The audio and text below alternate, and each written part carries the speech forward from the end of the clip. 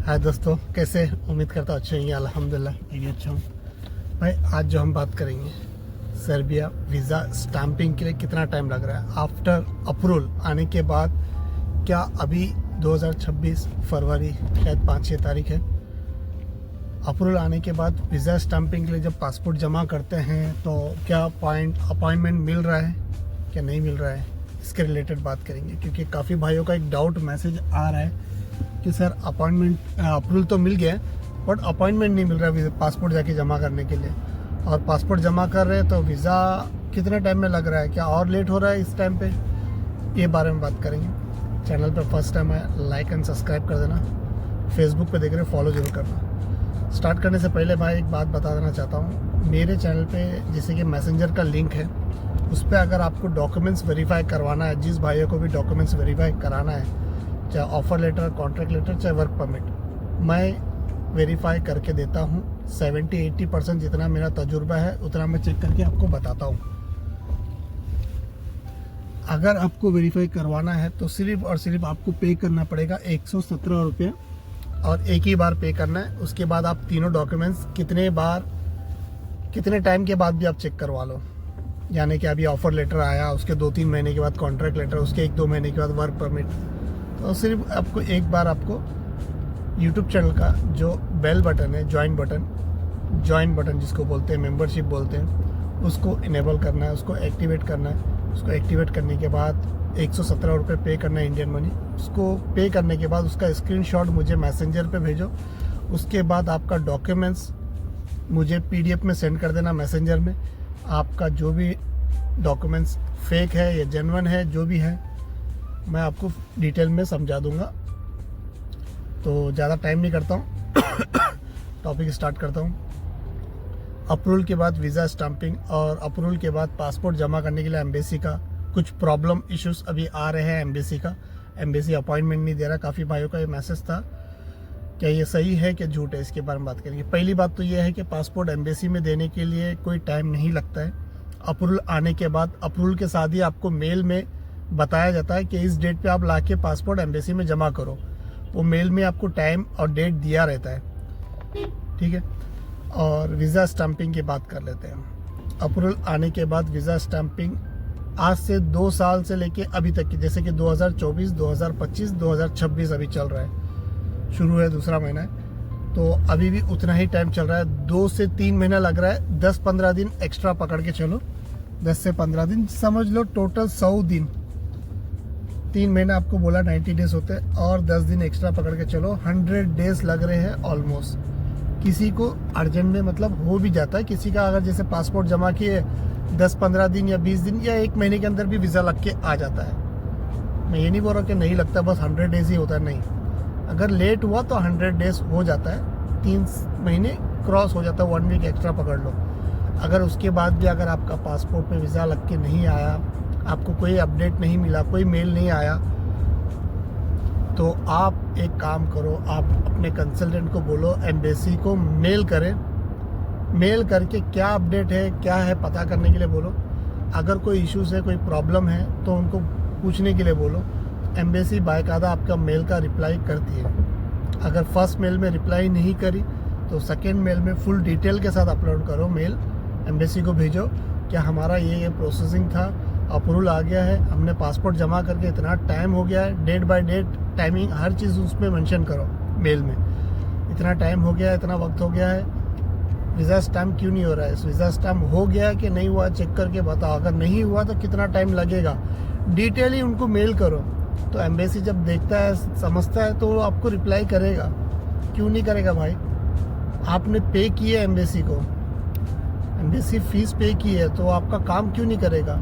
हो रहा है कि नहीं होएगा कि नहीं होएगा, हर चीज़ पूछो उनसे, आपका हक बनता है। और दूसरी बात, जो भाई नए अप्लाई करना चाहते हैं उनसे रिक्वेस्ट है मेरा, प्लीज़ सोच समझ के अप्लाई करो। मार्केट में इतने फ्रॉड, इतने भाई बैठे हैं फ्रॉड भाई लोग, सिर्फ आपका पैसा, आधा पैसा लेके भागने वाले बहुत है मार्केट में। तो प्लीज़ सोच समझ के डिसाइड करो, जो भी करना है सोच समझ के। मैं ये नहीं बोल रहा कि हर कोई फ्रॉड होता है, अच्छे कंसल्टेंट भी है मार्केट में, बट उन अच्छे के बीच में बुरे भी बैठे हुए हैं। जो पैसा लूटना जानते हैं। तो प्लीज़ समझदार बनो। उम्मीद करता हूँ आप लोग समझ गए होंगे मैं क्या बोलना चाहता हूँ। सोच समझ के डिसीजन करो, अच्छे भी है बुरे भी है, उसमें से आपको चूज़ करना है कि आप किन को चूज़ करते हो। आपका पैसा किधर जा रहा है, अच्छी जगह पे जा रहा है या बुरे लोगों के पास जा रहा है। उसके बाद अप्लाई करो। पहले से थोड़ा टाइम लग रहा है पहले 6 से 8 महीने में टोटल काम होता था, बट अभी साल भर पकड़ के चलो भाई, साल भर।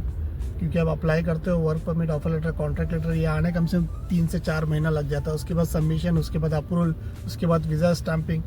तो टोटल प्रोसेसिंग साल भर से ज़्यादा ही होता है, कम नहीं होता है।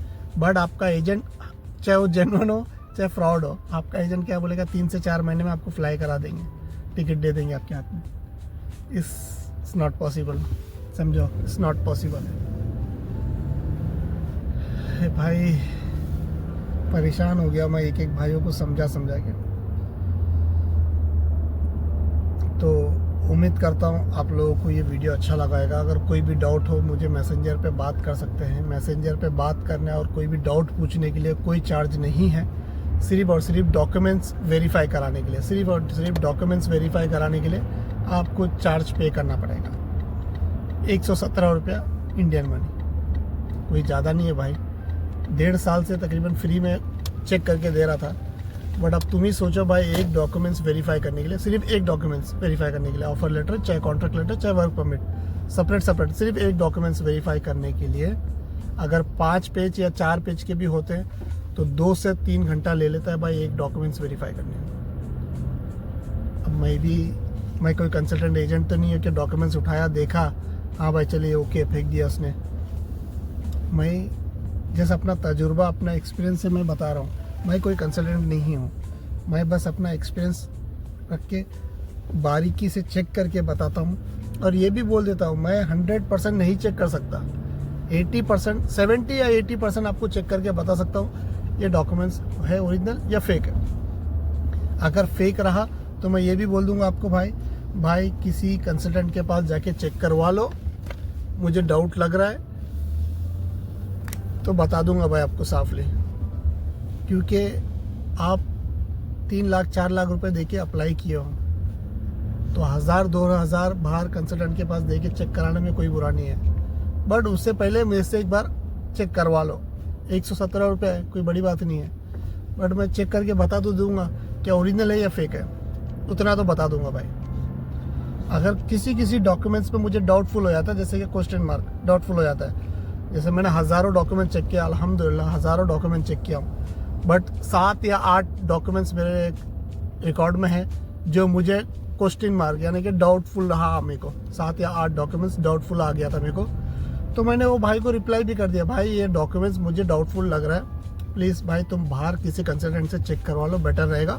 आगे तुम अपने कंसल्टेंट को पे करने से पहले ये डॉक्यूमेंट चेक करवा लो तो अच्छी बात है। क्योंकि आगे जो कंसल्टेंट को पैसे देना है डॉक्यूमेंट्स आने के बाद, 50,000, 1 लाख, 2 लाख जो भी देना है, उससे पहले 1000, 2000 दे के चेक करवा लो। अगर मुझे नहीं समझ में आता है तो मैं आपको बता दिया, हज़ारों डॉक्यूमेंट चेक कर दिया, जिसमें 7 या 8 डॉक्यूमेंट्स मेरे डाउटफुल आया था तो मैंने उनको बता दिया। तो ये है, आपको बता दिया मैंने आफ्टर अप्रूवल वीज़ा स्टैंपिंग का कितना टाइम लग रहा है और एम्बेसी का अपॉइंटमेंट मिल रहा है कि नहीं मिल रहा है, डिटेल ही बता दिया। कुछ भी डाउट हो, कुछ भी पूछना चाहते हो, आप एनी टाइम मुझे मैसेंजर पे बात कर सकते हो। आप यूट्यूब चैनल पे मैसेंजर का लिंक है, उस पर जाओ, वॉइस मैसेज डाल दो, जब भी फ्री रहा इंशाल्लाह आपका भाई आपको रिप्लाई ज़रूर करेगा। तो इंशाल्लाह फिर मिलेंगे, दुआ में याद रखना। अल्लाह हाफिज़।